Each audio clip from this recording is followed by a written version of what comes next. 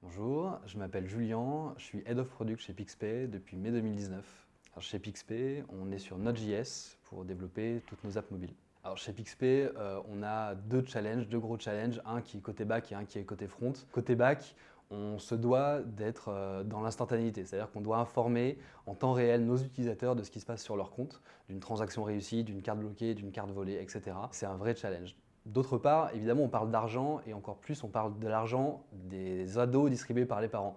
Et donc, on se doit d'avoir un niveau de sécurité supérieur. Le dernier challenge, c'est qu'on doit parler, on est intégré dans une chaîne de valeur et donc on doit parler à des tiers tous les jours, ce qui nécessite d'être très rigoureux sur nos gestions des API à ce niveau-là.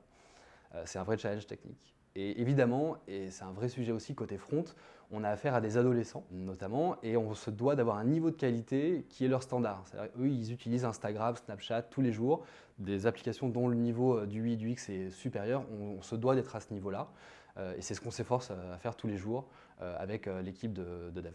Alors chez Pixpay, on a opté pour des sprints d'une semaine, ce qui n'est pas forcément courant dans l'ensemble des startups, mais nous on a jugé que c'était plus efficace puisqu'on se doit en fait de mettre à jour, de faire des mises à jour régulières sur notre app, que ce soit des petits bugs fixes ou des petites mises à jour ou des grosses fonctionnalités.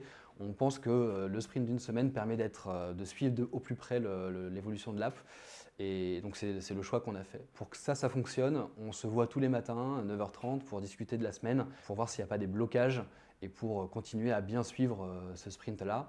Et évidemment, on fait des code reviews à chaque fois, donc chaque développeur corrige le code de l'autre, ça évite un certain nombre de problèmes et surtout, tout le monde est au courant de tout ce qui se passe sur l'app et ça c'est ultra important chez nous. Et évidemment, on est en train également de mettre en place une dernière chose qui sont des tests end-to-end pour ne laisser passer cette fois et de manière automatique aucune erreur. Si je devais convaincre un développeur de nous rejoindre et lui présenter Pixpay, ça serait assez simple. Je pense que c'est assez clair qu'on est sur un sujet novateur, innovant. On parle de fintech pour les ados, c'est un sujet qui a encore été, pas encore été très bien traité, voire pas du tout. Et le défricher pour un développeur, je pense qu'il n'y a rien de plus intéressant. D'autre part, en fait, nous chez Pixpay, on a envie d'intégrer les développeurs et d'ailleurs toute l'équipe à la création du produit, à la construction de ce produit-là. Et donc, on ne cherche pas des développeurs qui ne sont là que pour éditer des lignes de code. On a envie de personnes qui nous challengent, qui remettent en question le produit, qui l'améliorent avec nous et qui nous aident à le faire avancer, à nous faire atteindre le niveau de qualité qu'on attend.